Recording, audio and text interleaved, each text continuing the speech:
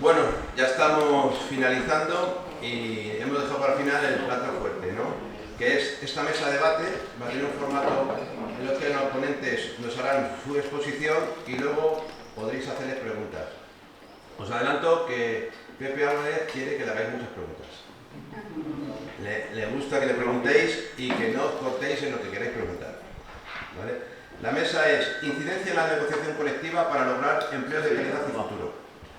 Y vamos a dar a ello porque, como los de comercio decimos, los grandes productos no hace falta ofertarlos ni hacer publicidad, pues nosotros tenemos aquí nuestra pata negra del sindicato, que es nuestra secretaria general Marina Prieto y nuestro secretario general Pepe Álvarez. También quiero agradecer que haya venido y saludar a Fernando Luján, nuestro secretario de Política Sindical. Ha sido el engranaje principal de la reforma laboral, quien ha estado entre máquinas sacándola adelante, bajo la directriz de nuestro secretario general, pero él ha sido el fontanero de la reforma, ¿vale? Pues nada, sin más, pasamos a dar la palabra a Marina.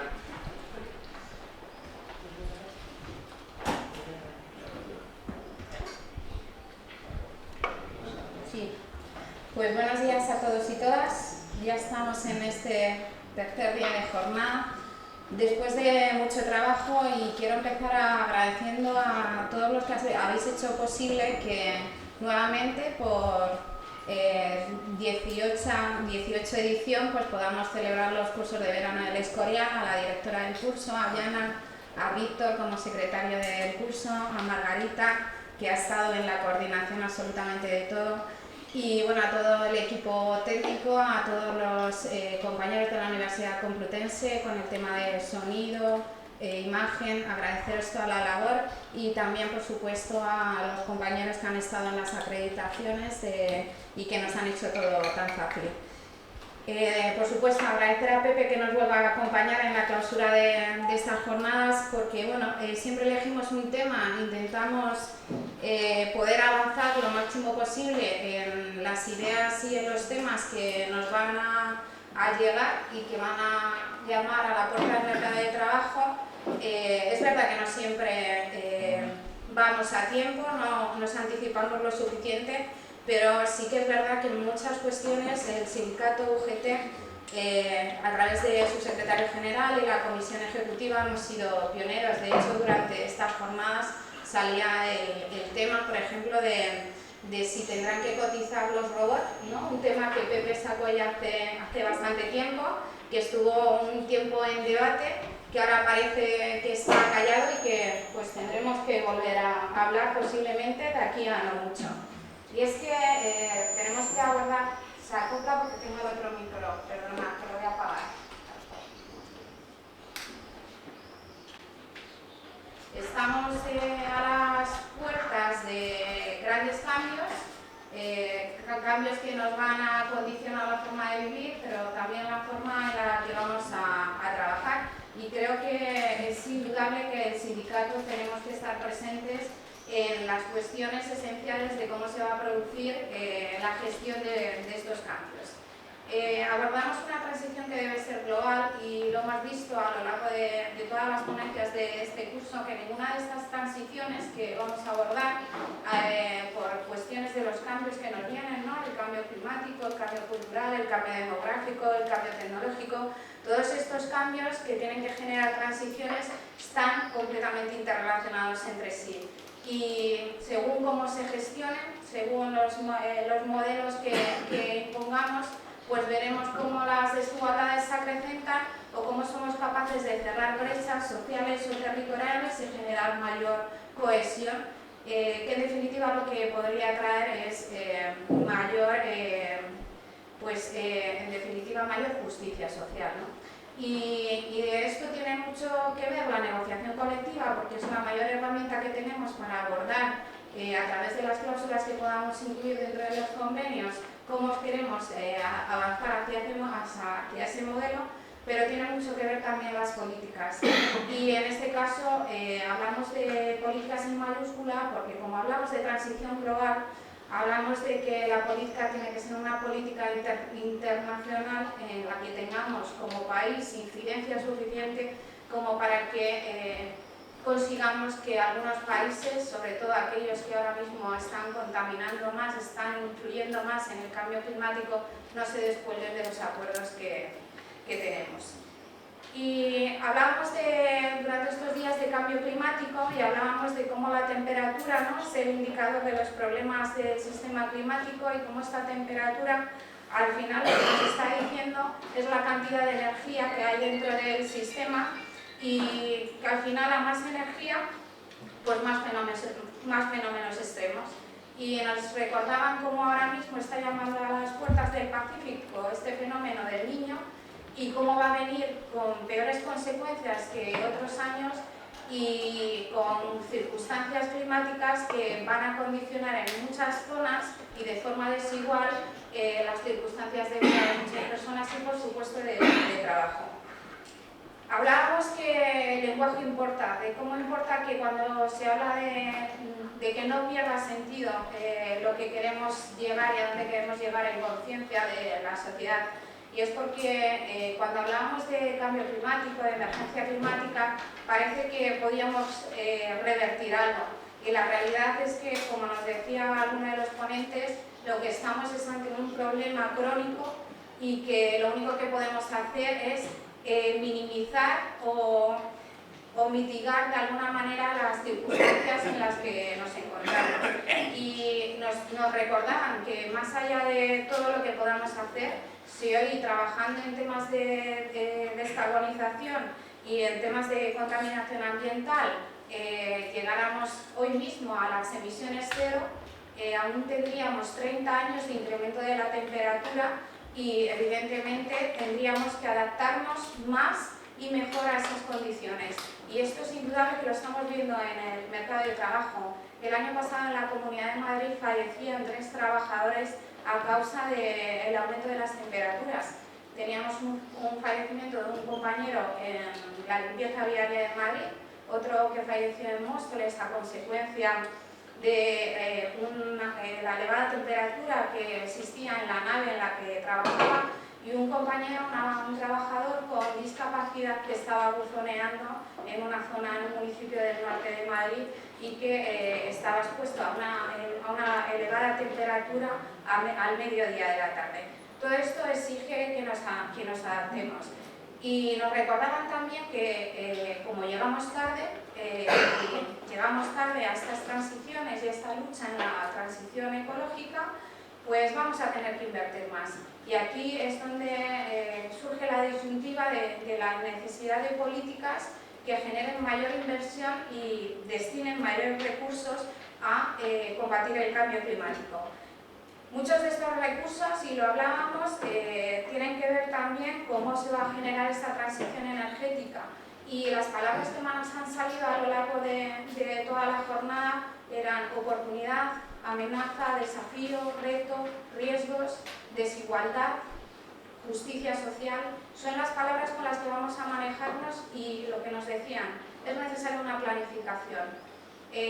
Carmen Barrera venía a contarnos qué se está haciendo desde Europa y cómo la incidencia de la UGT está haciendo que nuestra visión respecto a estos temas esté en Europa, en las directivas europeas, las que se han producido y las que van a llegar. Y aquí nos decía claramente que muchas de las cuestiones energéticas ya tratadas en el Convenio de Lisboa y en el Pacto Verde son muy ambiciosas.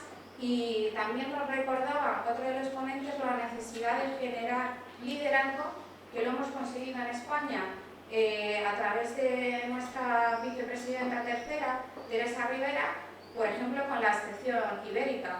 Y de ese liderazgo lo que puede conseguir en España es generar esa ventaja competitiva para que realmente a través de las energías renovables, de un trabajo real de transición hacia esas energías, nos posicionemos como un país de ventaja competitiva.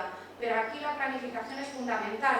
Hablábamos, transportamos energía, se la llevamos a Alemania con todas las reticencias de todos los países que puedan estar en el camino, por ejemplo Francia.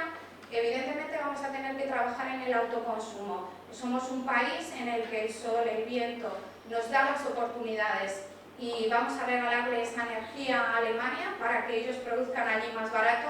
Creo que esto se tiene que hacer desde la mayor inteligencia y desde una planificación estratégica en la que realmente sepamos que estas energías que vienen aquí nos pueden ayudar a liderar un cambio de modelo productivo y posicionarnos en el número 1 como país y concretamente también en la Comunidad de Madrid en cuanto a la reindustrialización y recolocación de empresas que sean competitivas e innovadoras y que apuesten realmente por un empleo de mayor calidad.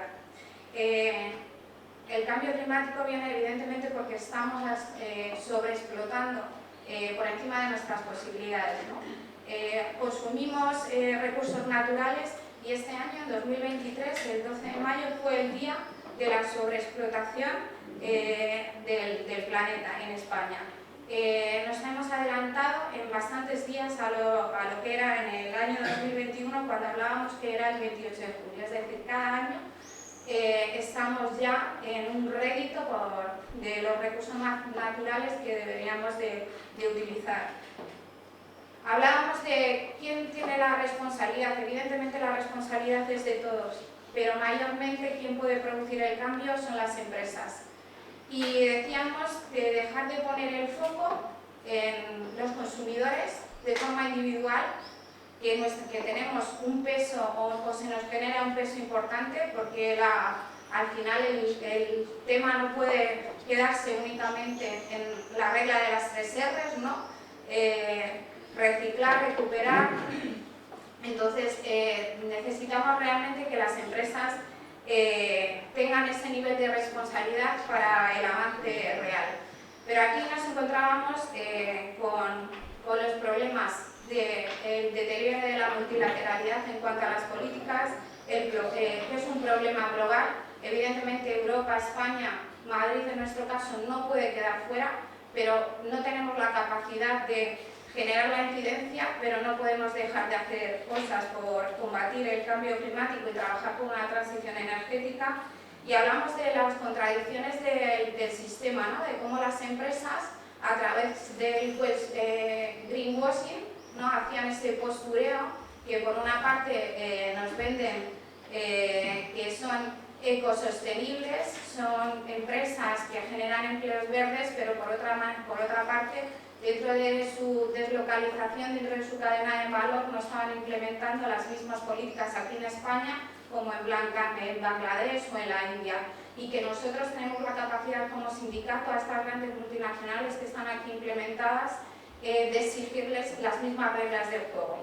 Y en este sentido hablábamos de la importancia de que hubiera salido adelante esa norma, ¿no? De la debida diligencia, en la que UGT se posiciona a favor de que haya ese seguimiento real, de que no se compita en condiciones fuera de España que vayan en contra de los derechos laborales, sobre todo en contra de los derechos humanos y en contra de las propias políticas de gestión verde que tienen las empresas aquí en nuestro país. Y eso es verdad que exige un esfuerzo por parte de todos, y está claro que cuando hablamos de mercado de trabajo en España, todas estas cuestiones son difíciles porque nos centramos en un mercado de trabajo muy atomizado, con pequeñas y medianas empresas en las que priorizan otras cuestiones.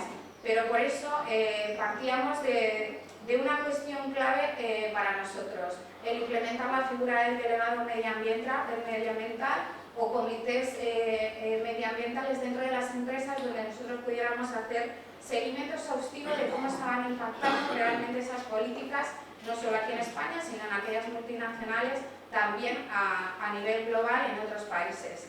Y en todo esto también era muy relevante cómo se enfocaba la digitalización y la robotización para generar esos nuevos nichos de mercado y apostar por esos empleos verdes.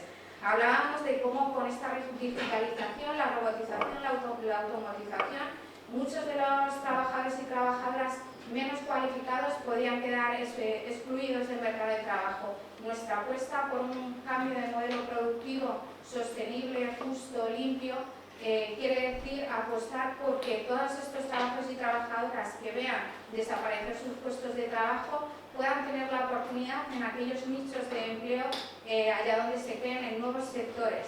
El cambio es brutal porque hablábamos de que estamos hablando de una transición dentro de la propia cultura de las empresas en las que hablábamos de organizaciones líquidas que fueran cada vez más adaptables, ¿no?, a las necesidades cada vez más rápido. ¿Por qué? Porque necesitamos que estos cambios que se generan de forma vertiginosa, las empresas sean capaces de adaptarse con la mayor rapidez posible. Pero eso nos pasa también a nosotros como sindicato y para eso necesitamos este tipo de herramientas como el delegado medioambiental y estar realmente en esa toma de decisiones. Y hablábamos de democratizar las relaciones laborales dentro de las empresas, generando esa cogestión en la toma de decisiones que nos haga posible no solo vigilar, sino poner encima de la mesa cuáles son las condiciones básicas por las que estaríamos dispuestos los trabajadores y trabajadoras a apostar por un modelo concreto dentro del mercado de trabajo.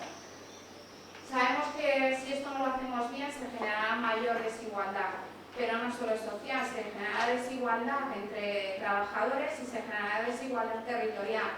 Nos contaba aquí que, por ejemplo, como Madrid tiene distribuidos sus polos industriales de una forma muy desigual y que incluso en un mercado de trabajo donde la industria tiene un mejor o un mayor rédito en cuanto al trabajo por la calidad que incluye, Madrid no apuesta por él. Tenemos un modelo productivo basado en los servicios en los que se niega la posibilidad de apostar por la innovación, por el desarrollo. Y ahora mismo tenemos un plan de industria que está en un cajón desde hace 5 años y decíamos lo importante de las inversiones. Aquí había presupuesto, pero no se ha querido ejecutar. Nosotros desde UGT Madrid seguiremos exigiendo a la Comunidad de Madrid la implementación de este plan, pero que entendemos que está ya desactualizado a la realidad del mercado de trabajo al que ahora mismo nos enfrentamos y que es necesario actualizarlo, ajustarlo y hacer, si acaso, mayor inversión. En todo este mare magnum de transiciones, la transición demográfica es fundamental. Habrá gente que migre y que huya a consecuencia también del cambio climático. Tendremos que gestionar los flujos migratorios y decíamos, si la digitalización nos trae un incremento de la productividad, que haga también, como consecuencia de ello, se pueda reducir las horas de trabajo, podremos llegar al pleno empleo. Podremos llegar al pleno empleo también porque el envejecimiento de la población hace que surja un sector potente en cuanto al sistema o a la industria, lo pongo entre comillas, de cuidados. Tendremos que ver dónde ponemos el foco para que esos servicios, ese mercado de cuidados no sea precarizado como lo estamos viendo ahora en el sector de la dependencia, en el sector de mayores, en el sector de discapacidad, porque vamos a una población cada vez más envejecida en el que realmente habrá que hacer una apuesta clara por los cuidados, por la corresponsabilidad y por esa rebaja de jornada de las 32 horas en la que realmente nos dé también tiempo a cuidar y a ser cuidados. Todo esto lo afrontamos pues yo creo que con las ideas claras, porque UGT apuesta por UGT en verde, con un área específica en la que realmente podamos debatir y estudiar todos los temas que vengan desde Europa, que vengan de manera internacional, para poder aterrizarlos a nivel España y sobre todo en la Comunidad de Madrid. Cuando aperturábamos el curso decíamos, está todo tan relacionado que cualquier cosa que hagamos en una de las transiciones incidirá en las otras. Por eso hay que hacerlo con mucha planificación, con mucho conocimiento de todo el contexto y sobre todo con mucha conciencia de que nadie puede quedar atrás.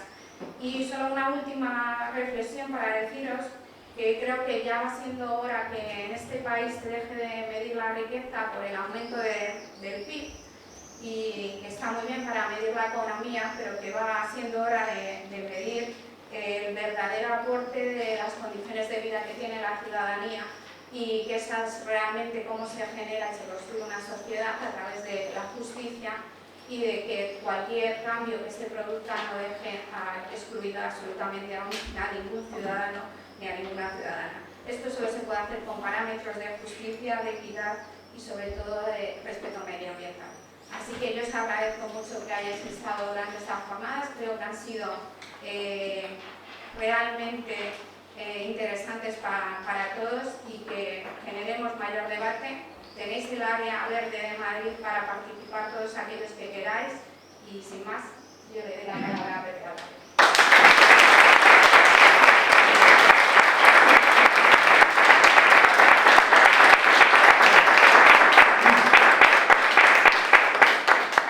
Pues buenos días a todas y a todos. Gracias una vez más por tener esta cita de verano en el Escorial, en una jornada singularmente de actualidad. Creo que el tema merece reflexión, debate, no solo una escuela de verano, creo que merece un debate mucho más amplio dentro del sindicato, pero desde luego hacer una escuela de verano es una gran aportación al sindicato. Sabéis que una de las preocupaciones estratégicas de la Unión General de Trabajadoras y Trabajadores es el medio ambiente. Nosotros, como sindicato, somos plenamente conscientes de que tenemos que generar las condiciones para que los trabajadores y las trabajadoras de nuestro país, los ciudadanos y las ciudadanas, pongamos el medio ambiente como una de nuestras preocupaciones fundamentales. Lo es nuestro, lo es del sindicalismo global. Hace 5 años, en el Congreso de la Confederación Sindical Internacional, el lema era: sin planeta no hay trabajo. Y esto, que suena un poco apocalíptico, es una realidad indiscutible. Por eso no nos tenemos que plantear cómo abordamos esta situación desde una perspectiva posible, sino que nos lo tenemos que plantear desde una perspectiva de que no hay otra opción. O abordamos la actual situación desde el punto de vista medioambiental que tiene el planeta, o iniciamos un proceso de trabajo entre los trabajadores y las trabajadoras de nuestro país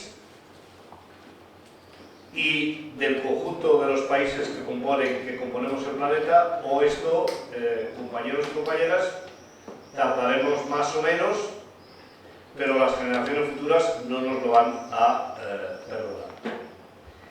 Y no es un drama, no lo estoy planteando en términos dramáticos, lo estoy planteando desde una perspectiva absolutamente realista. Mirad, cada día vemos más episodios climáticos, medioambientales, que aparecen personas mayores y nos dicen: esto no había pasado nunca.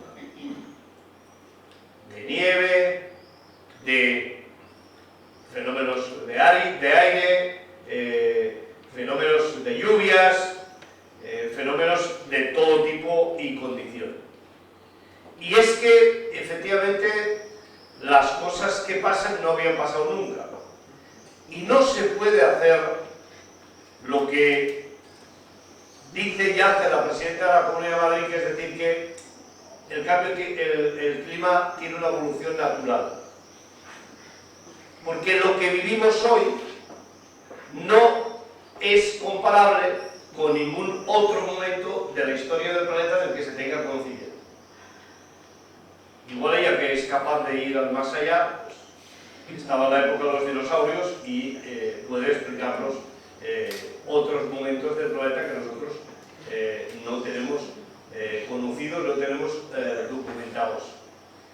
Por eso, desde el sindicato, en primer lugar, nos planteamos cómo hacemos frente al cambio climático que ya está aquí, cómo hacemos frente a la emergencia climática, que vivimos episodios de emergencia climática cada día, para proteger a las personas para poder proteger en la medida que sea posible las consecuencias de esos fenómenos en el medio ambiente y en los bienes y en los servicios de los ciudadanos y de las ciudadanas. Pero negarlo no es una opción. Lo que ha pasado ayer en Zaragoza, para no irme a hace no sé cuántos días, pues lo hemos visto todos. Yo no había visto un episodio de esas características nunca. Bueno, en la cuenca mediterránea, en el mes de septiembre, finales de agosto, efectivamente con la gota fría se sabía que pasaban episodios de estas características. Pero en determinadas zonas del país, como es la Comunidad de Aragón, de este calibre en esta época del año y con esta fuerza no se habían visto nunca en la historia. Pero podemos hablar de los episodios marítimos, podemos ver qué es lo que ocurre con nuestras costas. Solo niegan el cambio los que no tienen más alternativa que negarlo todo, incluido que ahí en el Valle de los Caídos hay fosas donde hay enterrados miles, decenas de miles de hombres y mujeres, muchos de ellos contra la voluntad, sin preguntarles a ellos, y contra la voluntad de sus familiares. Esto es que lo niegan todos, les da igual. Nosotros tenemos que hacer un trabajo para justamente intentar que los ciudadanos y las ciudadanas no nos acordemos solo de esta emergencia climática que tenemos cuando ocurren esos fenómenos, los incendios forestales, sino verlo desde una perspectiva cada día. Por eso es necesario crear conciencia social entre los trabajadores y las trabajadoras. De ahí viene la creación del área de medio ambiente, el área verde del sindicato, que creo que es un gran instrumento para que el conjunto del sindicato conozca de la mano de expertos, de personas muy comprometidas que han decidido dedicar una parte muy importante de su vida a trabajar estos temas, que nos nutran, que nos influyan, que trabajen cada día con el sindicato para hacernos que todos y todas seamos mucho más sensibles y lo podamos llevar y aportar a cada una de las actividades que hacemos desde el sindicato. El cambio climático, la emergencia climática, no afecta a todo el mundo igual. Los nuestros, los trabajadores y las trabajadoras, los colectivos más vulnerables son los que realmente están recibiendo de manera más dura las consecuencias del cambio climático. ¿Habéis oído hablar de algún multimillonario que se haya muerto por una ola de calor? ¿Habéis oído que algún multimillonario se haya visto envuelto en alguno de estos episodios que hemos vivido medioambientales? No. Ni se le viene una vendaval que le lleve a su casa porque ya está bien enganchada al suelo. Por tanto, el cambio climático tiene contenido de clase. Y desde ese punto de vista, el sindicato tiene que verlo y trabajarlo. Por eso, cuando el gobierno de España este año, yo creo que con buen criterio desde el punto de vista de las olas de calor, sacó esta normativa que regula en qué condiciones se puede trabajar, en qué condiciones no se puede trabajar, que lo hizo sin previa consulta a las organizaciones sindicales. Nosotros le hemos dicho al gobierno que queremos una normativa de protección de los trabajadores y las trabajadoras integral en relación con el cambio climático, en relación con la emergencia climática que está viviendo nuestro país. No queremos solo que se regule a cuántos grados de calor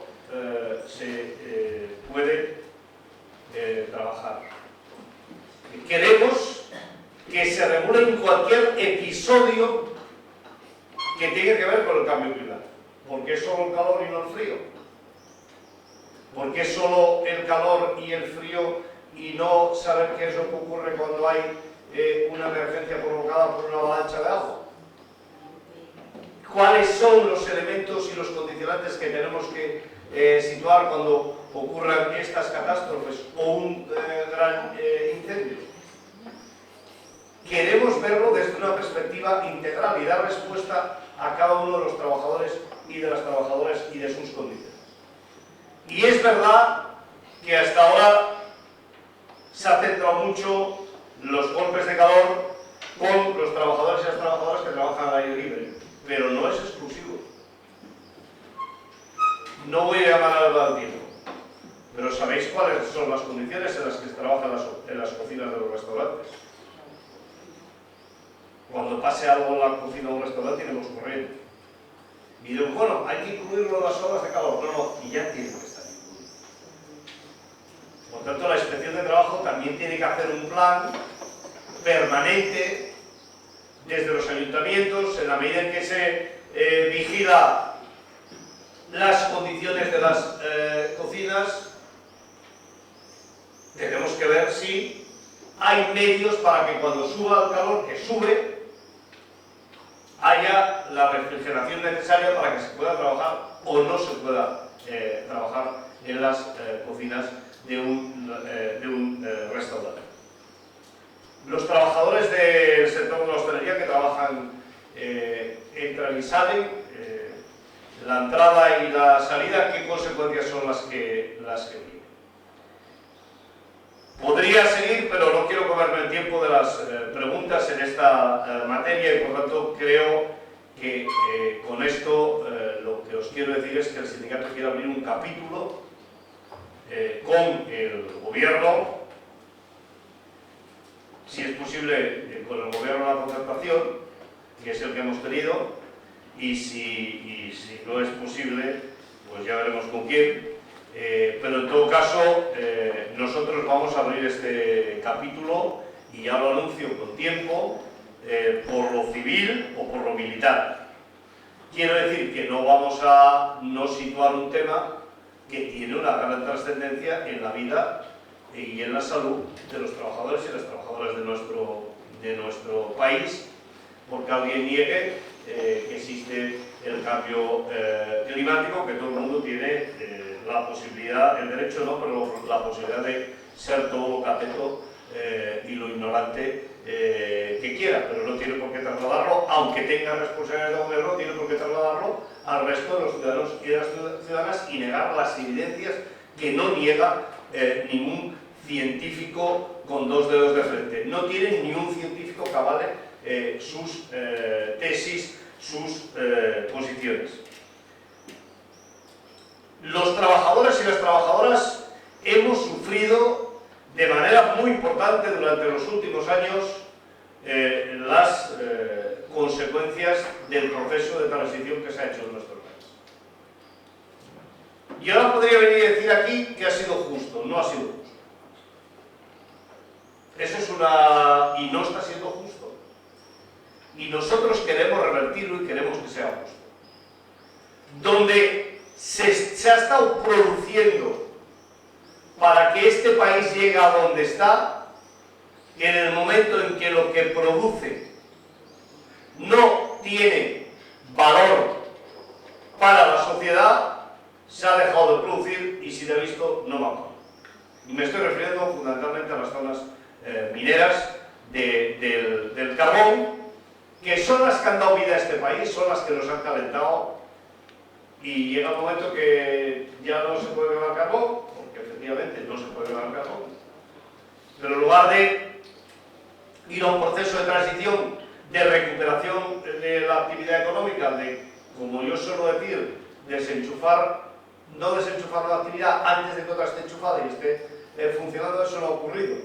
Y por tanto, eso tenemos que trabajarlo para que nuestro país no continúe ese proceso de salida de unas zonas del país y llegada a las áreas más pobladas, a las áreas metropolitanas de las grandes ciudades de nuestro país.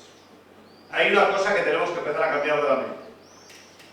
Cuando hay campañas electorales, en general, antes lo apuntaba Marina con el tema del crecimiento económico, en general viene y se dice: vamos a traer no sé cuántas cosas para Madrid, no sé cuántas actividades para Madrid. Bueno, pero eso ¿a quién beneficia? No somos suficientes, y ahora me sumo porque estoy bastantes días del año en Madrid, no somos suficientes los que vivimos aquí. No tenemos suficientes problemas para movernos, no tenemos suficientes problemas de medioambientales y de todo tipo. ¿Es calidad continuar haciendo crecer hasta el infinito las zonas metropolitanas de nuestras ciudades?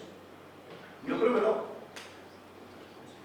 Y eso, compañeros y compañeras, es una cuestión que reflexionada así, la mayoría de la gente la entiende, pero como tenemos este otro chip de que lo importante es ver si esta megafactoría de no sé qué la instalamos en Sagunto en lugar de instalarla en Badajoz o en otra zona del país que no está industrializada, parece que si dices esto están beneficiando a Badajoz. Si a mí los nombres de las localidades me la traen al país, no me importan las personas que viven en Extremadura o que viven en Madrid, me importa su calidad de vida.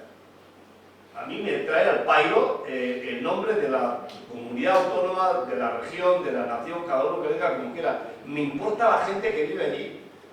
Y por tanto, tenemos que empezar a pensar que el equilibrio, el reequilibrio del territorio forma parte de las necesidades de preservación del medio ambiente y de calidad de vida de los ciudadanos y de las ciudadanas, que al fin y al cabo ese es el elemento fundamental que tenemos como organizaciones sindicales.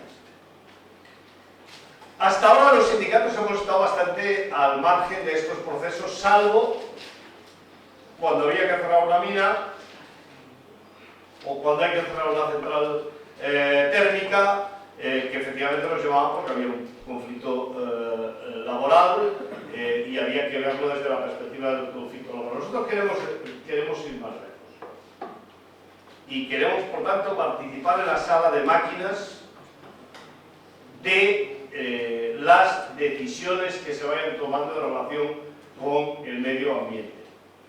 Y lo queremos hacer con el gobierno y lo queremos hacer en el seno de las empresas. Antes Marina lo apuntaba también.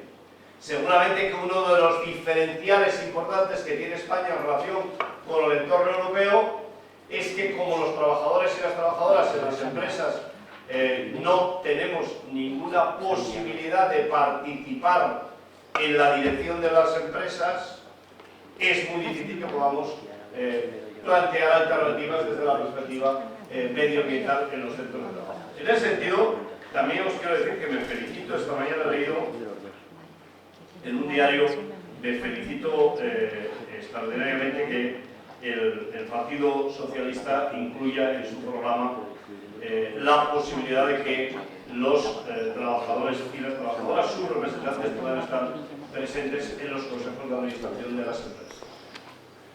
Ese es uno de los puntos que nosotros como sindicatos creemos que son fundamentales. No solo por el futuro de las empresas, también por el medio ambiente, también por el funcionamiento de una sociedad más equilibrada, de una sociedad más participada, de una sociedad con más cogestión, que nos parece que es un elemento de desarrollo fundamental para los ciudadanos y las ciudadanas de nuestro país. Hay que anticiparnos a los problemas que vienen como consecuencia del cambio climático y situar cuáles son las alternativas que tenemos que poner en marcha. Y en ese sentido, para nosotros también nos parece que es clave el tema de la negociación colectiva. Quiero, en todo caso, apuntar que el acuerdo, el ANT, establece este como uno de los campos de negociación en los convenios colectivos. Creo que realmente, si somos capaces de implementarlo, es un paso de gigantes. En la empresa se pueden hacer muchas cosas, tanto desde el punto de vista del tratamiento de los residuos, como desde el punto de vista del consumo energético o desde el punto de vista del consumo de agua. Son cuestiones que desde la negociación colectiva se pueden implementar y quiero felicitar a la gente que ha estado negociándolo. Fernando está aquí hoy. En la UCD no hay sala de máquinas ni jefe de sala de máquinas. Fernando es el jefe de la sala de máquinas.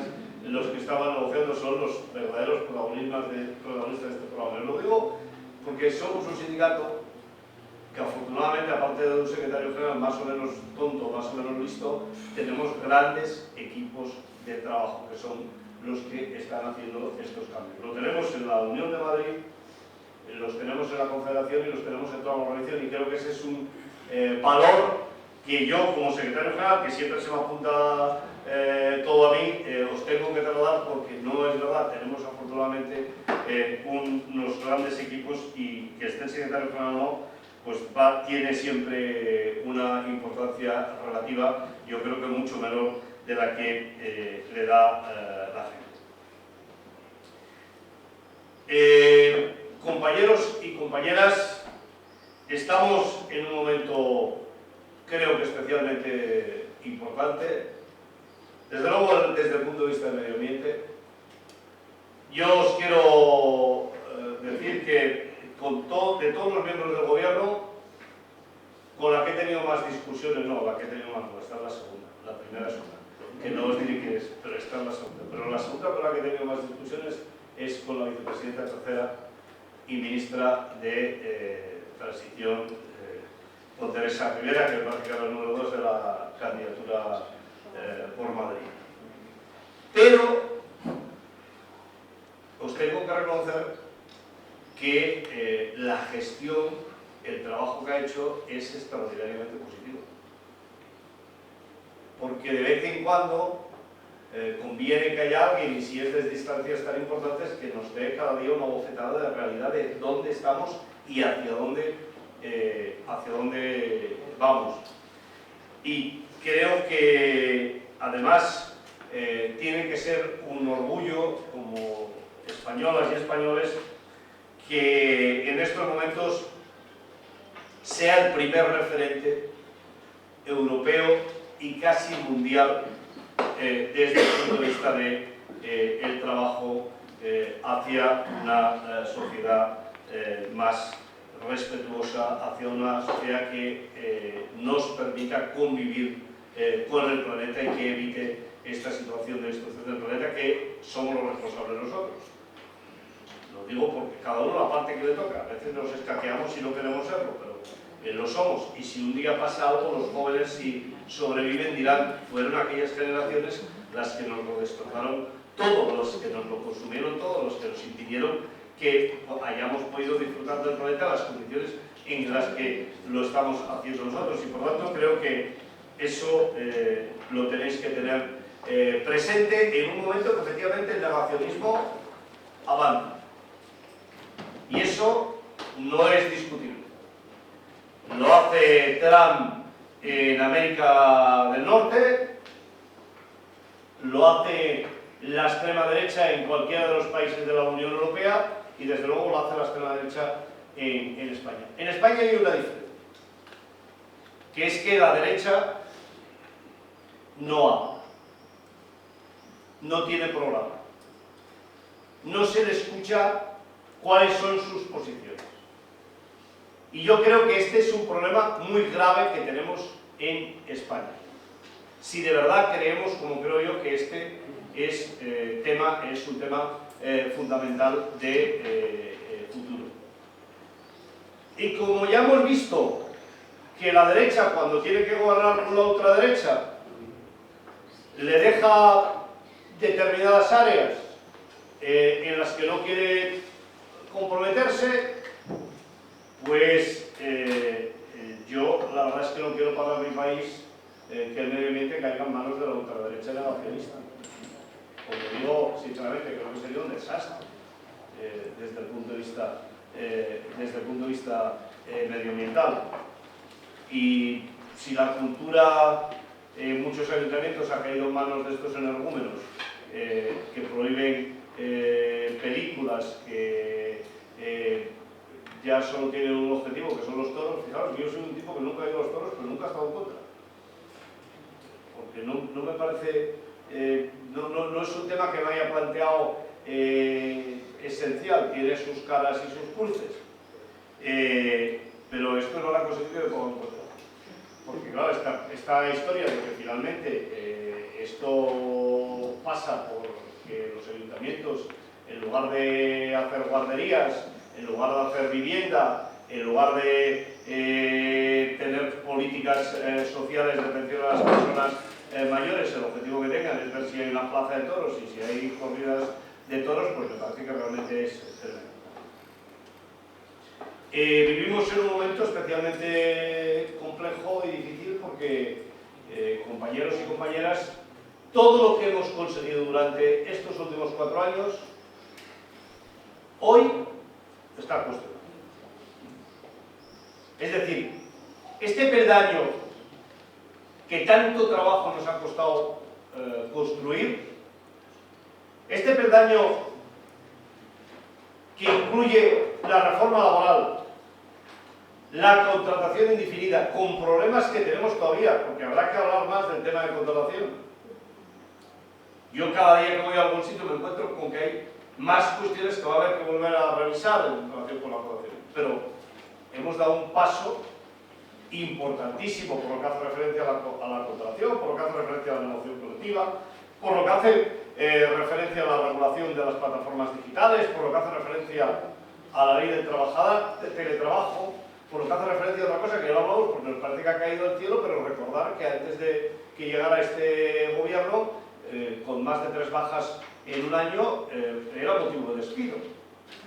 El propio derecho de huelga, que ha tenido un avance muy importante.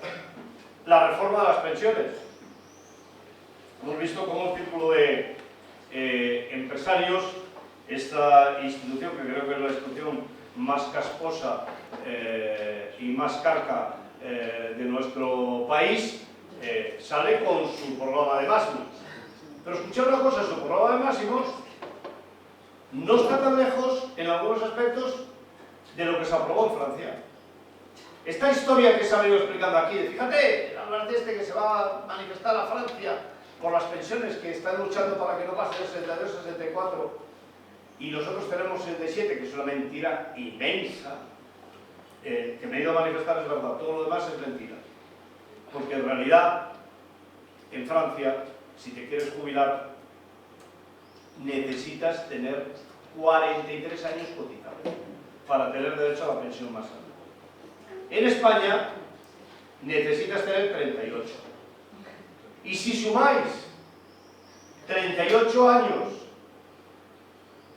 o mejor dicho, a 43, lo que estáis 38, quedan 5 años. Y si a 67, que es la edad máxima que es la edad de jubilación en España, le sumas 5, son, ¿cuánto sale? 72, que es lo que propone el Círculo de Empresarios para llegar a la jubilación, para la nueva fecha de jubilación. ¿Recordáis lo que dijo Feijóo cuando las movilizaciones de Francia? Que él estaba con Macron, que el sistema francés es el que le gusta.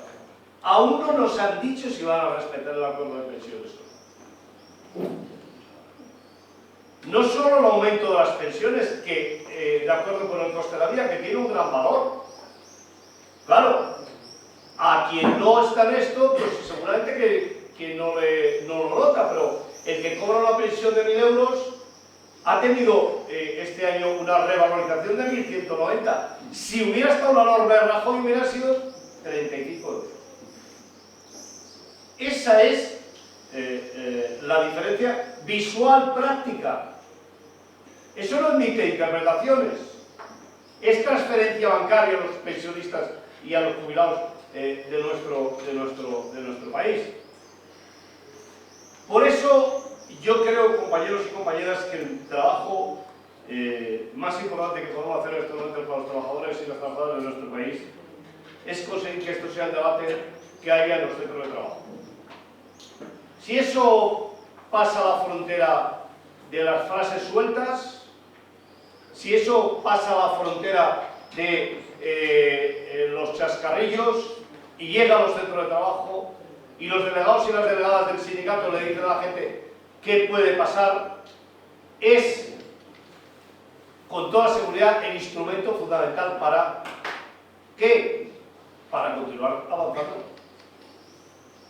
Yo creo que sería terrible que después de estos 5 años, 4 años de trabajo, de lucha, de peleas, de broncas, porque puede ser que alguien piense que todo esto no lo ha regalado nada. Con este gobierno hemos ido a hostias para conseguir lo que tenemos. No vais a pensar que nos lo ha regalado, hemos sudado para conseguir lo que tenemos, lo que no está escrito. Hombre, yo ahora quiero poder subir ese peldañito y tener un gobierno que le diga, oiga, hay que ir a la reducción de la jornada laboral de trabajo en nuestro país con carácter general, un cambio en la jornada de trabajo. Nosotros estamos por las 32 horas, pero queremos las 35 en esta legislatura como paso previo. Y las queremos porque se cambia el estatuto, que desde el 84 no se toca la jornada legal de trabajo, desde Almunia no se ha vuelto a tocar. Y lo vamos a conseguir. No tengo ninguna duda. Si no tengo que estar pensando qué me van a quitar del peldaño este que he subido, porque si ganan nosotros voy a tener que estar pensando qué meto para poder continuar subiendo, vamos a conseguirlo. Nosotros queremos, compañeros y compañeras, más derechos para los trabajadores en las empresas, para los representantes de los trabajadores en las empresas, que es lo mismo que para los trabajadores en las empresas. Que nuestros delegados y nuestras delegadas sean intocables, para que puedan ejercer plenamente la acción sindical sin ninguna traba. Hoy se continúa impidiendo por parte de las empresas que se puedan hacer candidaturas para que haya elecciones sindicales. En Mango, en Barcelona, hace 4 días, lo habéis visto. De 800 trabajadores a 450 los llamó la dirección de la empresa para que pasaran a ver a quién iban a votar y a ver si se caían de la lista. Les han ofrecido dinero para que se cayeran de la lista. Por cierto, ¿sabéis quién era el que hacía las entrevistas? El mismo que encabezaba las listas de Fetico para el comité de empresa después que salió de las listas porque le dijimos que o se iban a las listas o se iba a la cárcel. ¿Esto qué es? El sindicato útil de la patronal, los tontos útiles que necesita la patronal para poder solventar sus problemas. Eso también queremos que esté.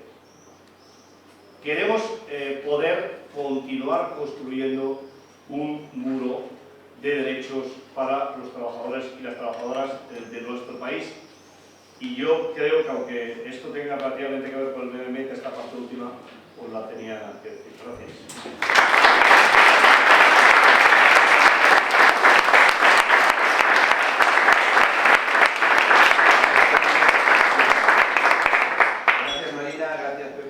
Pues vamos a dar ahora el bloque de las preguntas.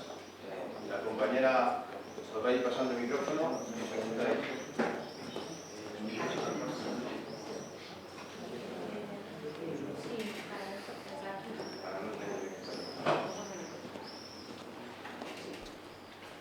Decirle a la persona que le hacía la pregunta, ¿vale? Disculpa. Hola, buenas. Gracias por la presentación. Pepe, me acuerdo cuando creamos el área de transición justa del medio ambiente en Madrid. Hiciste una cosa, una metodología que a mí me gustó mucho. O las áreas, ¿se oye? O las áreas eran la conciencia del sindicato. Me gustó mucho porque explica lo que es el área, y también la intención que tenemos desde la UGT de cambiar la propia conciencia del sindicato. Dicho eso, y con tu visión, que es mucho más amplia del sindicato, ¿cómo estamos en cuanto a la conciencia del medio ambiente? Y otra pregunta, ¿esa conciencia llega a los delegados en los centros de trabajo? Si no llega bien, ¿qué debemos hacer para cambiar?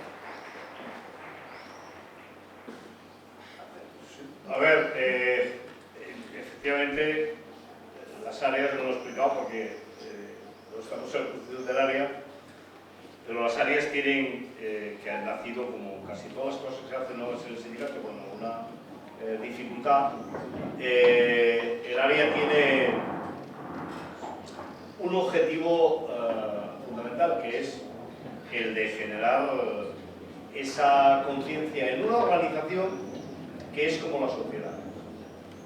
Nosotros tenemos gente absolutamente vinculada al medio ambiente y con una conciencia 100, y tenemos gente pues que oye los medios y que no participa de esa conciencia. Y luego tenemos un negacionista. Pero vaya, para situarnos, ese es un poco el panorama. ¿Qué creo yo que hay que hacer?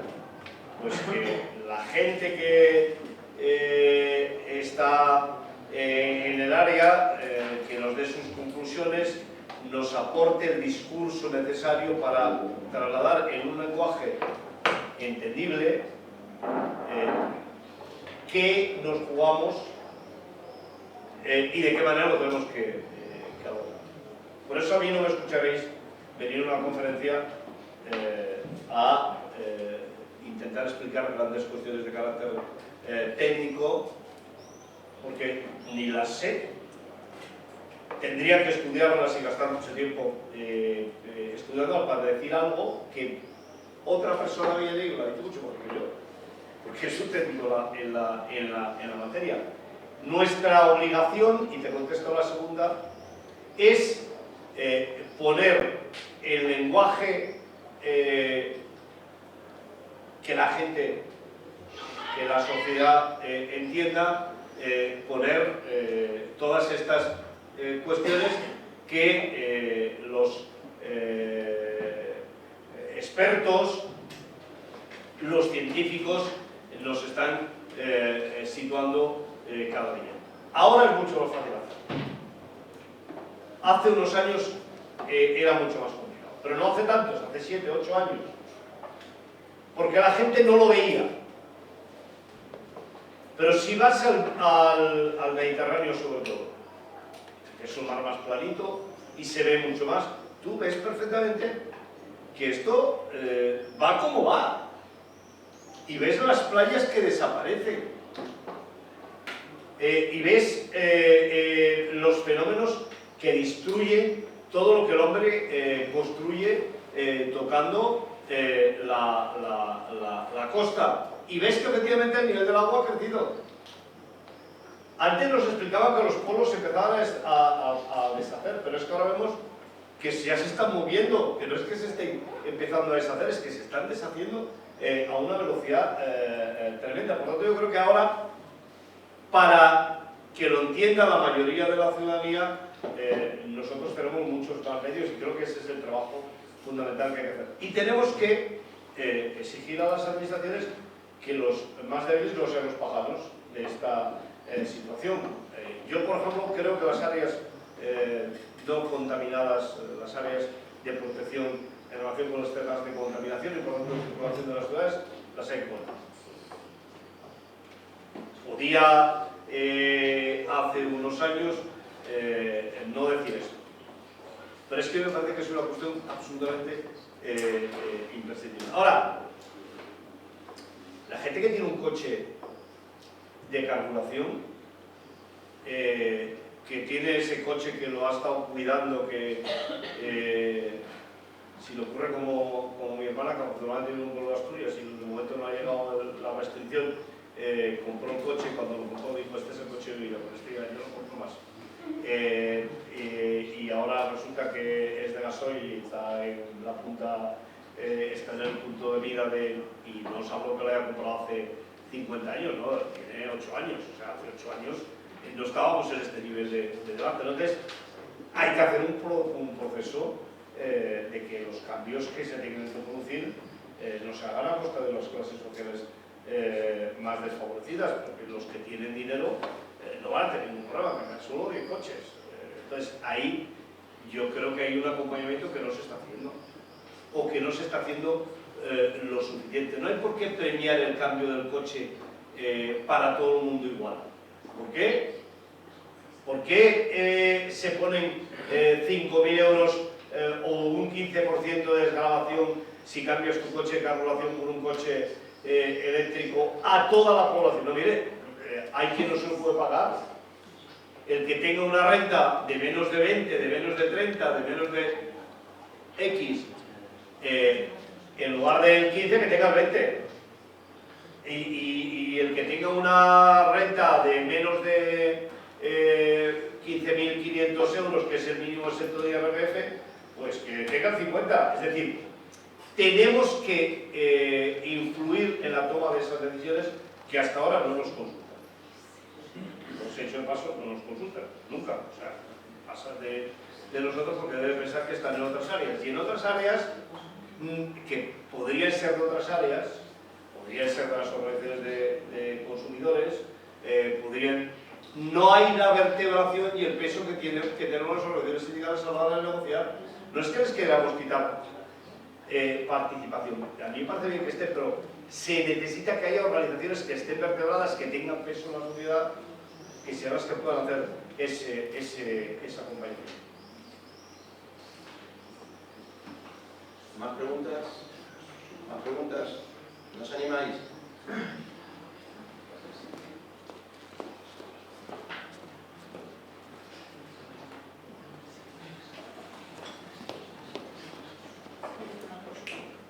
Buenos días. Mi pregunta va dirigida para cualquiera de los dos, tanto Marina como Pepe. Tras las historias que he visto, lo que sí que me ha quedado muy claro es que la educación y la formación es fundamental. En este caso, utilizando por ejemplo el ejemplo que ha puesto Pepe, de antes de desenchufar una zona, habría que enchufar otra. En el caso de los trabajadores, que creo que dependiendo un poco del sector, esa destrucción de empleo que se va a producir puede ser mucho más rápida y no tan progresiva como puede haber en otros sectores. En este caso creo que es fundamental decir, como sindicato, habría que ver cómo hacer una formación de calidad para que esas personas, efectivamente, si no queremos dejarlas atrás, ser conscientes de qué trabajo, nuestros trabajos están más dispuestos a desaparecer en un breve periodo de tiempo. Y mi segunda pregunta sería, ¿cómo tendríamos que dejar o cómo tendríamos que informar? ¿Cuál es la mejor manera de informar al resto de trabajadores que su formación es fundamental para su trabajo sin caer en un alarmismo? Gracias.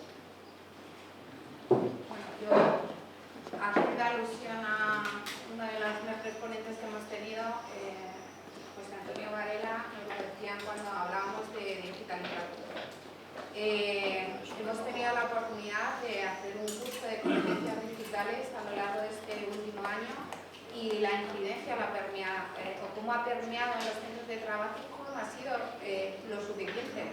Estamos viendo realmente cuáles son las brechas que hay, somos conscientes, él nos daba datos y nos decía además cómo incidía luego en las ocupaciones y cómo incidía también desde la formación más temprana, cómo ese 0,73% que él nos hablaba de que no estamos las mujeres a la hora de las materias de inteligencia artificial, ¿no? Y sí que se están poniendo herramientas, pero los que tenemos la capacidad de hacer permeable el discurso en los centros de trabajo somos nosotros los delegados.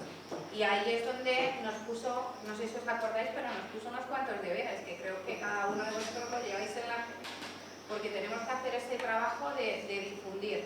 Es verdad que la formación es necesaria, la recualificación también, y por ejemplo aquí en Madrid lo que estamos hablando, porque este alarmismo que hay con las vacantes en algunos sectores, yo creo que, y lo estábamos viendo también por los datos que nos estaba dando, por ejemplo en los sectores tecnológicos no es tan real como se quiere exponer, y evidentemente viene por los intereses partidistas de unos pocos. Cuando se habla, como muchas veces dice Pepe, de que quieren traer contingentes. ¿Por qué? Porque van a venir a precarizar el trabajo. Tenemos 3 millones de desempleados a los que se les puede formar y se les puede recualificar para esos vacantes o posibles vacantes. Y estábamos hablando que el sector tecnológico, en datos reales que nos daba José Antonio, realmente no tiene las vacantes que dicen. Lo que hay no es falta de retención del talento. Claro, si en España estamos pagando 3 veces menos de lo que una persona cobraría en Londres, pues evidentemente los jóvenes tienen estas alternativas. ¿Qué tenemos que hacer? Mejorar la calidad del empleo, mejorarla a través de nuestra herramienta más potente, que es la negociación colectiva, mejorando también los salarios. Y esa es la disyuntiva de que tenemos que repartir la riqueza y reequilibrar y hacerlo de forma justa. Yo os hablo de 4 transiciones, pero es que una de las mayores transiciones que hay es la financiera. Es que todo está impactado por la transición financiera, donde allí pongan los fondos de inversión, los inversores el dinero. Y esto tiene mucho que ver también con el propio cambio climático. Ahora mismo muchas de las empresas emergentes que están trabajando en renovables apuestan porque están los fondos de inversión invirtiendo ahí. Pero ¿lo están haciendo de forma justa o para sacar rédito? Y ese rédito se va a repartir. Por eso tenemos que estar, por eso tenemos que hacer ese seguimiento y tenemos la acción sindical para llegar realmente y generar esa conciencia y que no se quede en las áreas como decimos, sino que llegue a... No sé si te he respondido, pero bueno.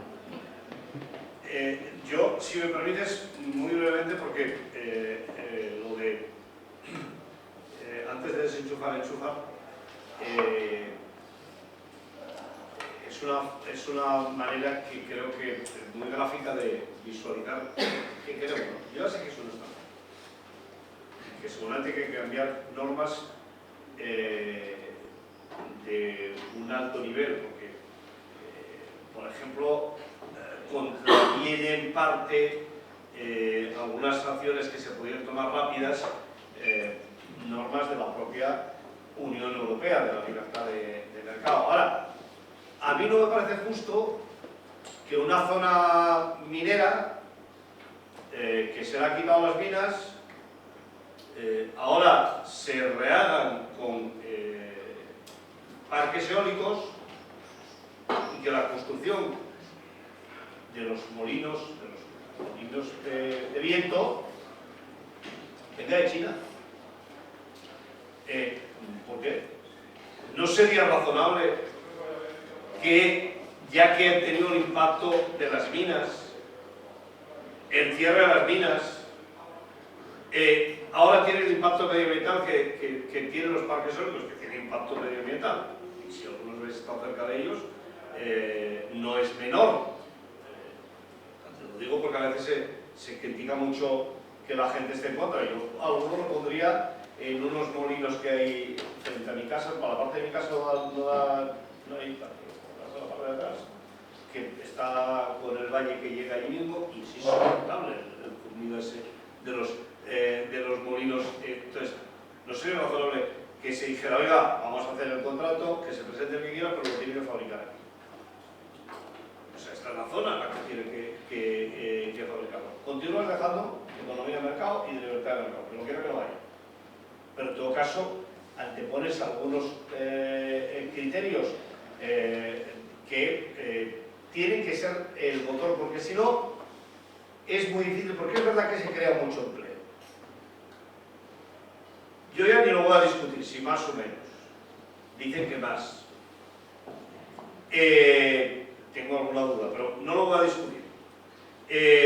La cuestión es que el empleo en los sectores en los que se crea está absolutamente alejado de las zonas donde se ha desenchufado la actividad económica. Y yo creo que eso no nos mantiene este flujo permanente de aumentar las áreas metropolitanas. Aquí en España este debate se ha dado por la España vacía, pensando que el problema es la España vaciada. Y no solo el problema de la España vacía, el problema de la España llena. No se trata de beneficiar a unas zonas del país porque no tienen actividad. Se trata de beneficiar a las que no tienen actividad, para la gente que vive allí, que pueda mantenerse donde está si quiere, y se trata de que no haya esta necesidad de tener que migrar a las zonas urbanas de nuestro país. Esto no se lo habéis oído, o yo no se lo he oído a nadie hasta ahora, o muy pocas veces he oído este debate. Yo lo intento siempre meter, pero no hay manera de que enganche, porque lo que engancha es Soria existe, Teruel existe, y ahora ya hasta mi Asturias existe, que también han hecho candidatura, por cero éxito, porque yo, que soy de Asturias, nunca he tenido la sensación de que me expulsaran. Mi abuelo se fue a Cuba a hacer su dinero en su momento para volver al pueblo, y todas las generaciones, excepto esta anterior, la segunda posterior a la mía, que se quedaron porque había una mina de oro, se han quedado. Pero para mí no es un problema solo de aquello de allí, de cómo queda, sino que es un problema de cómo estamos los que estamos en estos núcleos macro urbanos, que en España, desde luego, es Madrid, es Barcelona,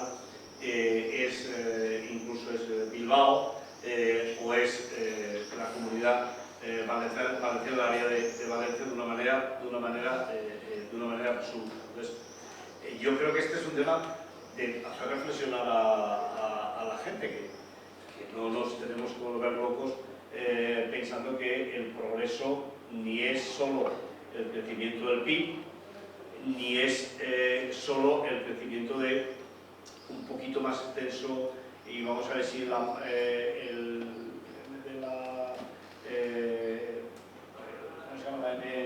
M40 o la M50, pues vamos a las 60 o las 70, que no hace falta, que la gente va a tener que vivir mejor por eso, que puede haber unos pocos que se forren mucho, pero que no va a vivir mejor por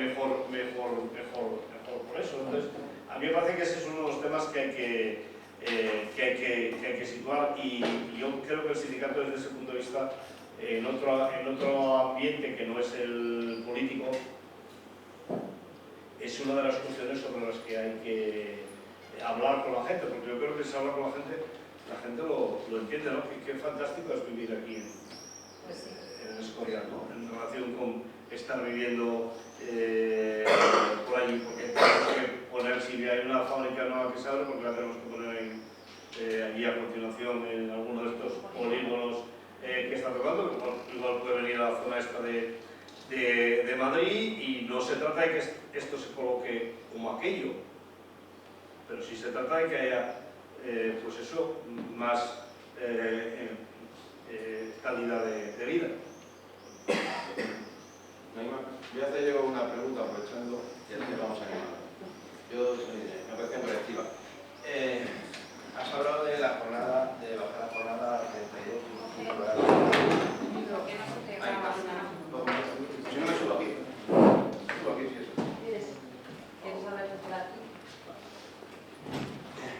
La pregunta va en relación sobre la jornada, la reducción de jornada.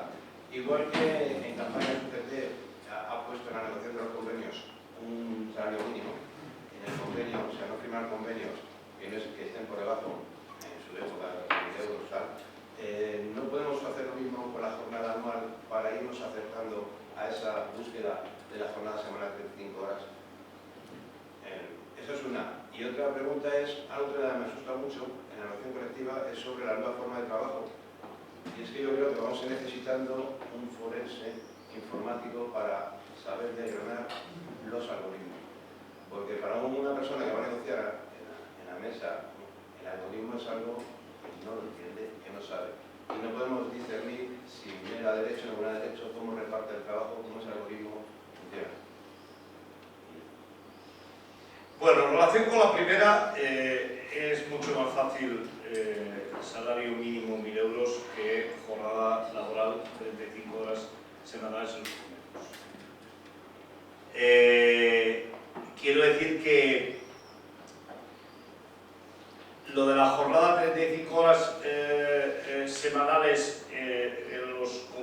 colectivos lo hay que intentar, lo hay que poner, pero el sindicato no es una máquina y los negociadores de los convenios finalmente deciden. Yo no me atrevería a decirle a ninguna organización del sindicato, porque tampoco voy a hacer caso, no firméis ningún convenio que no tenga las 35, porque eso no está maduro como para que esté. Lo hay que incluir y tenemos que conseguir que la vida pública lo incorpore a su debate. Y en ese sentido, plantearnos que en la legislatura hay que conseguir las 35 horas, yo creo que es una manera espléndida de tener un hito. En el camino de las 32, que tiene mucho más sentido desde el punto de vista organizativo, que tiene mucho más sentido desde el punto de vista del sentimiento de la gente. Pero tenemos que ser conscientes de que creo que la media del país está en torno a 37,5. Por tanto, bajar a 35, hay para quien no le representa nada, porque tiene menos, poquitos, algunos sí, y hay para quien en realidad representa un cambio sustancial de las condiciones de trabajo.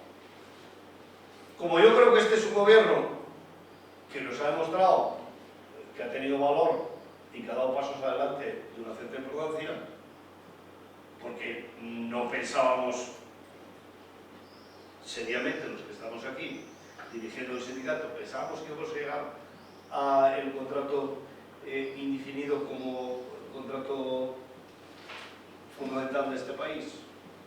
Pensábamos que íbamos a conseguir en un año y medio pasar del 28 al 14% de temporalidad, ni borrachos. A ver, cuando estábamos en las negociaciones íbamos a por eso y 2 euros más. Ahora, que íbamos a llegar, yo creo que este gobierno ha demostrado desde ese punto de vista arrojo, y me vais a permitir que os diga que especialmente la ministra de Trabajo y vicepresidenta general del gobierno. Es decir, antes he hablado de Teresa Rivera, no voy a quedar de menos no diciendo que desde ese punto de vista Yolanda, con muchas dificultades, todavía tiene muchas dificultades, pero hemos dado el paso adelante. Entonces, creo que esa es una estrategia y efectivamente darle media vuelta a la palanca de la negociación colectiva, que también es un buen instrumento. Y la otra era El tema de Los algoritmos, la norma acabada. bueno, los algoritmos han llegado a estar aquí y no vamos a poder prescindir de ellos. Lo que tenemos que hacer es formar a especialistas en el sindicato con capacidad para entenderlos. Cosa que no es nada fácil y que será muy costosa. Pero lo tenemos que empezar a hacer. En otros momentos de la vida hemos hecho otras cosas desde el sindicato. Eso también puede servir para que tanta persona que cuando nos quitan una subvención a los sindicatos se divierte, pues igual tenía, porque algunos de los que se divierten no es que estén en una condición social como para despreciar las ganancias, los logros que hemos hecho. También había que decirles que para nosotros abordar ese proceso con garantías 100 representa un coste para el sindicato inasumible, porque los algoritmos en la negociación colectiva se discuten, se hablan para todos los trabajadores, no solo para los afiliados, y los técnicos que vayan y la formación de los técnicos que vayan solo van a pagar los afiliados del sindicato. Ese desajuste lo tiene que pagar alguien, que es el Estado, que es el que ha inventado este sistema de que nosotros negociamos para todo el mundo, no solo para nuestros afiliados y nuestra vida. Por lo tanto, no es una solución, es pagarnos un coste que tenemos como consecuencia de las leyes de un país. Yo no cuestiono que haya 350 diputados. Igual con 200 teníamos bastante. No sé si me explico, es decir, yo no cuestiono que haya 350, ni cuestiono que haya 450. Pero ese pago lo hacemos los ciudadanos y las ciudadanas. Yo no sé por qué, si la ley nos obliga a poner técnicos porque tenemos que firmar los planes de igualdad de las empresas, porque no tienen que pagar los afiliados de la UGT solo, o los afiliados de comisiones solo. Si en realidad los planes de igualdad son para todo el mundo. Lo razonable es que la ley tenga una memoria económica y diga, oiga, ¿esto cuánto nos cuesta a los sindicatos? En el caso de la UGT, 15 millones de euros al año. 15 millones de euros. ¿Sabéis cuál es la subvención que tenemos? Esta de la que todos los días están malabareando. En todos estos, la subvención que tiene la UGT no llega a 6 millones de euros. Para toda la Confederación. Lo que nos cuesta el gasto que tenemos para atender las obligaciones que nos impone la ley de igualdad en relación con los planes de igualdad en las empresas está en torno a 15 millones de euros. O sea, si ese dinero, los 6 millones que no llegan, 5 millones 700 para llegar solo a los planes de igualdad, tenemos que poner más del doble, que va a cuenta de la cuota de los afiliados y de las afiliadas del sindicato. Por eso, nosotros otra cosa que vamos a plantear al gobierno, si hay un gobierno como de planteárselo, claro, si es un ministro de Trabajo, no me veo yo planteándose, pero lo que vamos a plantear es una ley de participación institucional que sea transparente, clara, que diga a los ciudadanos, oiga, los sindicatos, ¿qué hacen? ¿La Constitución a qué obliga a los sindicatos en España? Pues habrá que pagar los costes que tiene, las obligaciones que les da la Constitución. Mirad, en Francia, yo sabéis que tengo mucha relación con los sindicatos franceses, con la CGT y con la CGT, que son los dos más importantes de Francia.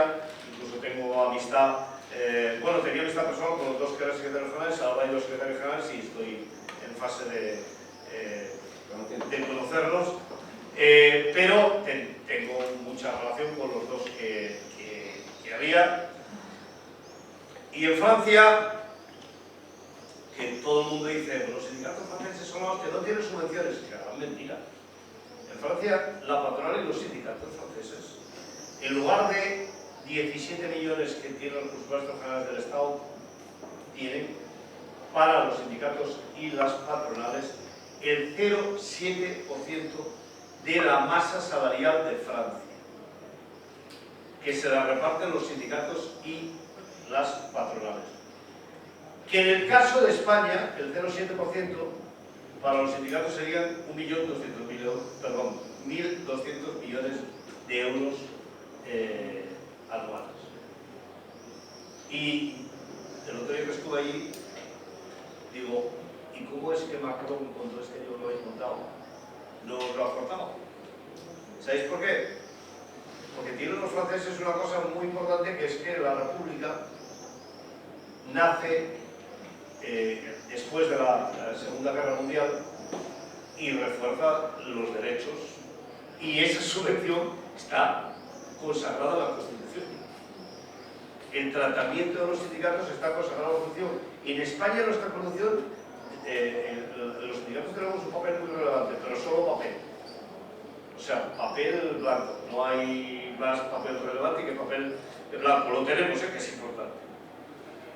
Pero bueno, esa es otra de las cuestiones que está ahí. Lo digo sobre todo porque tenemos cierta tendencia a mirar a los demás y pensar qué pocos somos.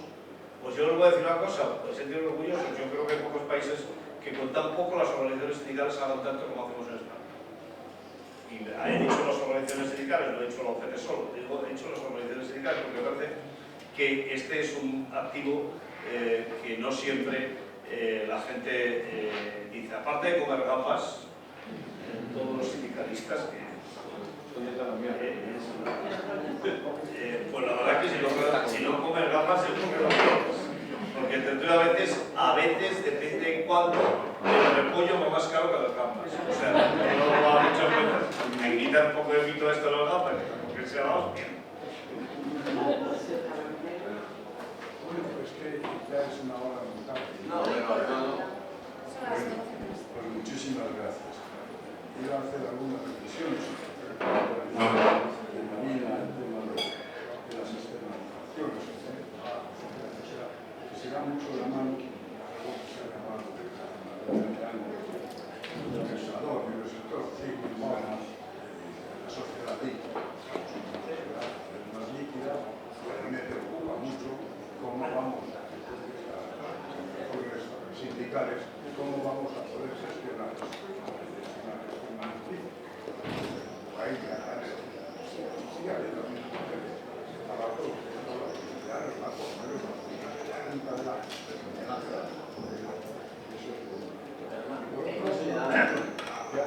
No se oye. Pues no lo sé.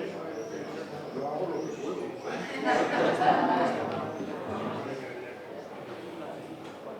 Cerrar la puerta. Este sí se oye. Mira, pues una cosa muy puntual, pero muy importante, por lo menos desde mi punto de vista. Como soy muy mayor, pero afortunadamente es mucho más joven nuestro secretario general que yo, pero también me conoce desde hace muchos años. Es que también soy mayor. Ya. Bueno, pero mucho menos. Pero esto sí.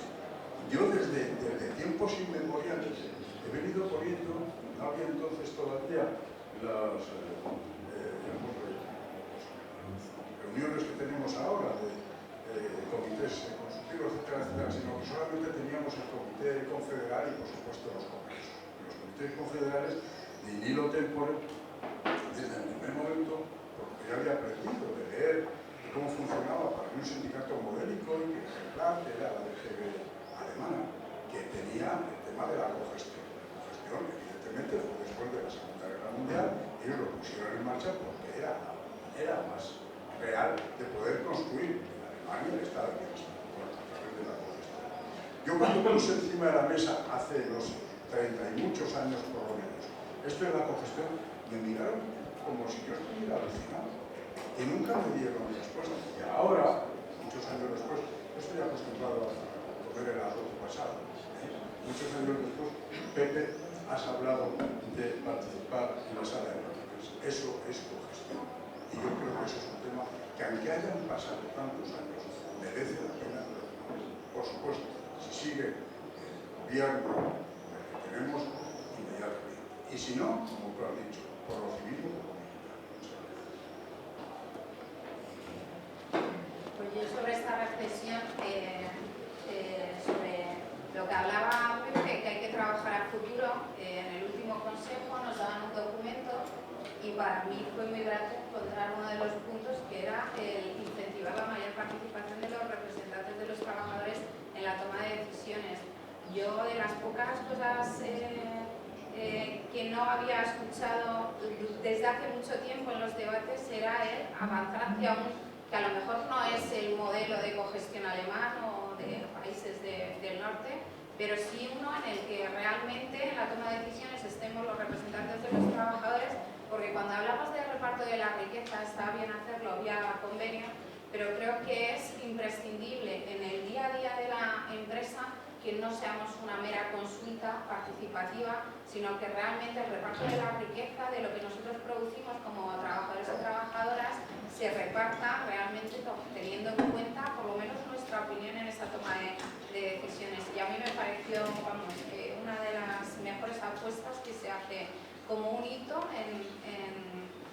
pues hablaba Pepe de que ese hito de las 35 horas y que quede regulado normativamente sería un avance fundamental, posiblemente desde que se consiguieron las vacaciones y pues, la eliminación del trabajo infantil, pues avances de este tipo, y creo que uno de ellos es este. También está puesta, evidentemente, en función de quién gobierne, pues así nos encontraremos, pero creo que democratizar las relaciones laborales hacia esas relaciones laborales que nos vamos a encontrar en este nuevo mercado de trabajo es fundamental, sobre todo porque aquí es donde podemos realmente cambiar esa cultura empresarial en la que las preferencias de los trabajadores y trabajadoras Bueno, en Europa hay modelos de participación, de cogestión distintos. En España no tenemos ninguno. O sea, los alemanes tienen los consejos de vigilancia, que yo diría que no fue tanto para preservar el estado del bienestar. El estado del bienestar, yo sé que tú lo sabes, pero se pone en marcha fundamentalmente ante la amenaza de la revolución rusa. El capitalismo dice hay que repartir riqueza porque si no esto se va a extender.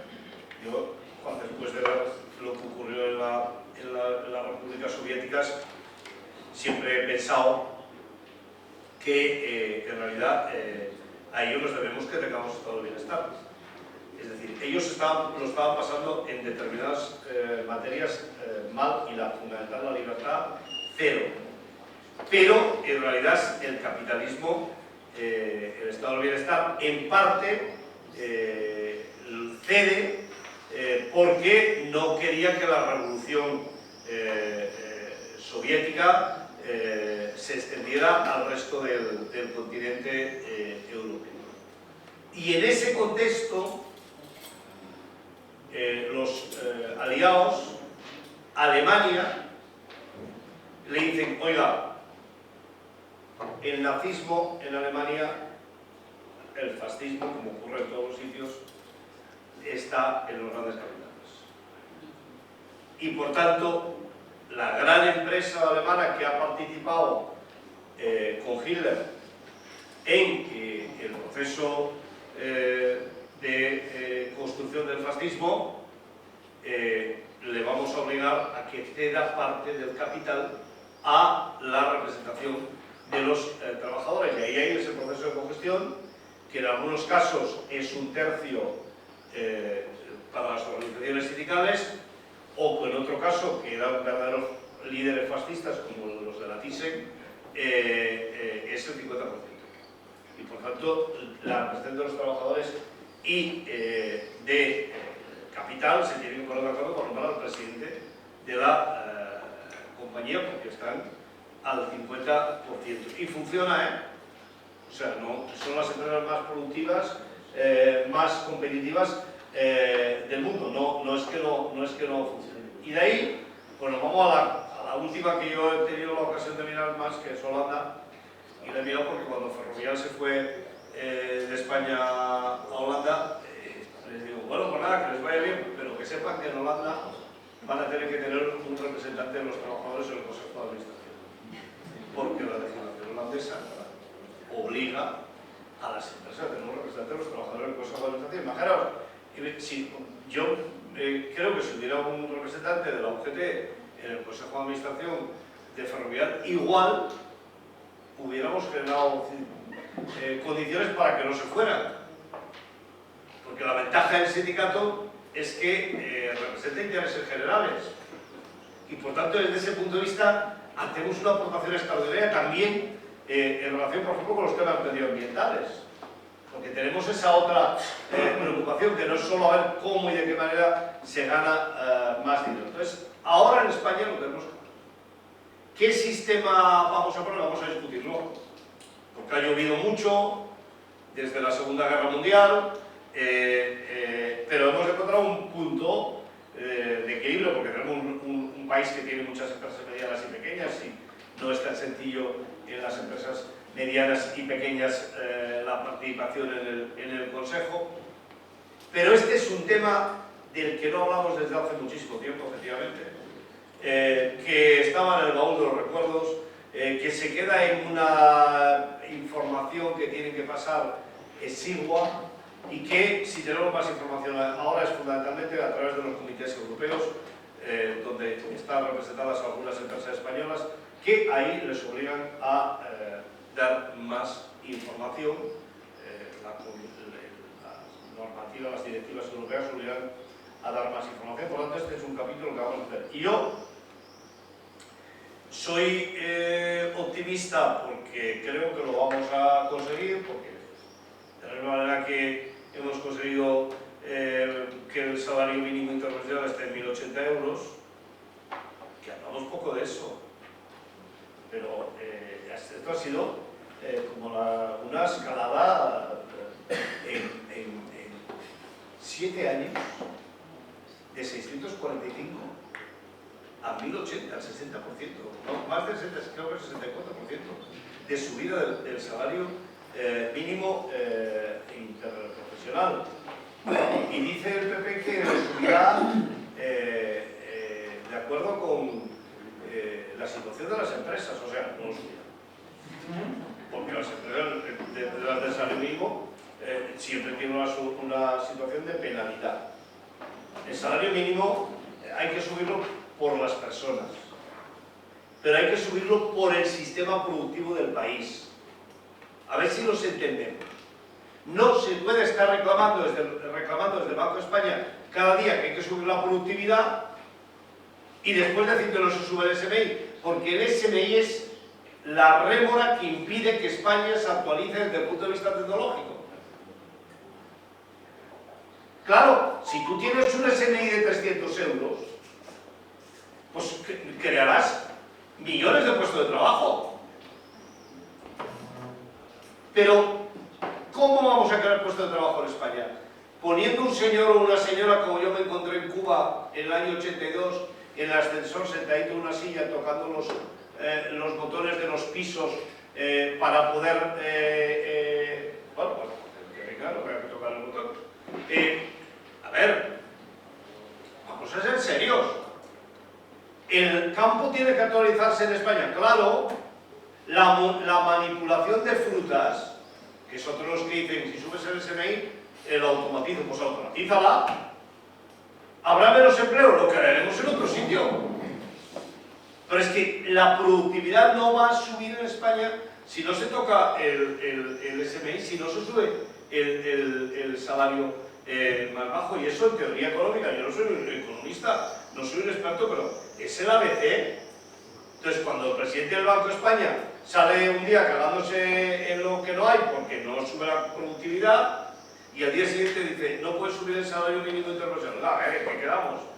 En que lo uno o lo otro. Y el salario mínimo interprofesional, cuando hay una economía que está funcionando, no destruye empleo, no es verdad, porque la propia subida del salario genera consumo y ese empleo que se puede destruir se multiplica con el que se crea en otros sectores, en otras actividades. Y por tanto el SMI tiene que ir al 70% del salario medio, que por cierto no son los 1.080 euros, son 1.200 euros. Lo digo porque hay quien se han perrado que son 1.600, no son 1.600, son 1.200. Luego de coger el salario medio del país y dividirlo y pues, calcular el 70%.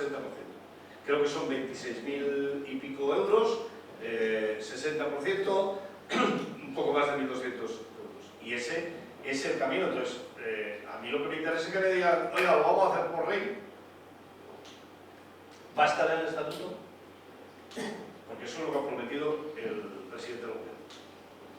Que si ganan las elecciones lo va a hacer por ley. Y acabo con esto. Les voy a decir una cosa. Deben de la derecha, la derechona, los poderes particulares del país deben estar muy cabreados con el presidente del gobierno porque no les ha gustado que haya cumplido su programa electoral. Pero yo, que llevo unos cuantos años en esto, miro hacia atrás y no hay ningún presidente de la historia de España en este periodo democrático que haya cumplido las promesas con los trabajadores como los ha cumplido Pedro Sánchez. Y hay que defenderlo. ¿Por qué le llaman mentiroso? Porque ha derogado la reforma de las pensiones que dijo que la iba a hacer. Y les fastidia que se suban las pensiones y les fastidia que se vayan a subir las cotizaciones sociales en nuestro país para poder pagarlo. ¿Por qué les llaman mentirosos a él y a Yolanda? Porque han hecho la reforma laboral y han cumplido, en parte, no del todo, pero más que ningún otro, y han cumplido con los trabajadores. Claro, mentiroso, ¿por qué? Porque Bildu ha votado con el Partido Socialista y dicen que había dicho que... Pero qué tontería. Bildu ha votado con el PP. La reforma laboral nos la intentaron joder y Bildu estaba en el bloque del PP. O sea, si vota con ellos y gracias a que San Casero, que no eres tú, se equivoca, se aprueba, pero resulta que si el voto es para quitar el valor, no pasa nada. Los Bildu son cojonudos, vamos. Es la hostia esta gente. Ahora, si lo hacen para las pensiones, filoterroristas, mira con quién... Hombre, que no, que hay que ser un poco serios. Que la vida parlamentaria es una vida que en un proceso como el que hemos tenido esta legislatura necesita muchos acuerdos. Y os voy a decir una cosa y acabo. Me encanta tener un parlamento que tengan que hacer acuerdos. O sea, no quiero que haya una mayoría absoluta ni siquiera del Partido Socialista. Ni siquiera de su mano. Nosotros tenemos mucho más juego con un parlamento en el que haya que hacer acuerdos que en un parlamento que haya una mayoría absoluta que en España es como una maza. Ya no se habla de nada más. Y ese juego, que démonos un poco de mérito, yo creo que nosotros lo hemos utilizado muy bien, hemos sabido situarnos muy bien en esa perspectiva, es el que nos ha llevado a este nivel que yo creo que, por la perspectiva que tenemos, tampoco que podamos lo que tenemos que repetir. Un gobierno plural, de izquierdas, que se discutan entre ellos. Pues está bien que se discutan para ver si suben el SMI a 1035 o si lo discuten o si lo subimos a 1080. Bienvenidas sean esas discusiones en el Consejo de Ministros. Eso no es una olla de grillos, eso es debatir sobre los problemas de la gente. ¿Por qué tienen que decir que es una olla de grillos? Lo que es un desastre es lo que a mí me explicó el presidente Rajoy en la primera reunión que tuve con él, que me dijo, cuando llegué a la presidencia del gobierno, me vino el ministro de Industria diciendo, esto es lo que piden las eléctricas. Y le digo así, bueno, ¿y por qué otra vez a la primera reunión? No, porque parece ser que hay una costumbre que las eléctricas están en el papelito y la primera reunión se acuerda. Que Rajoy les dijo que no, por lo menos eso es lo que me dijo. Pero un poco para que veáis, eso es democrático, eso es bueno, no vais, hombre, no, que haya debate, pero que haya debate también en el Consejo de Ministros, pero que no pasa nada, y bueno, igual tampoco hace falta que sea tanto como ha habido algunas veces, pero que haya debate, y nosotros yo creo que en ese terreno nos vamos a mover bien, y en ese terreno vamos a conseguir las 35 horas, vamos a conseguir la participación, vamos a conseguir modificar las normas para que los delegados y las delegadas puedan ejercer su función con más derechos, es decir, vamos a avanzar, que creo que es de lo que se trata y no a dedicarnos cada día a ver cómo conseguimos que no nos desmonten lo que hemos conseguido.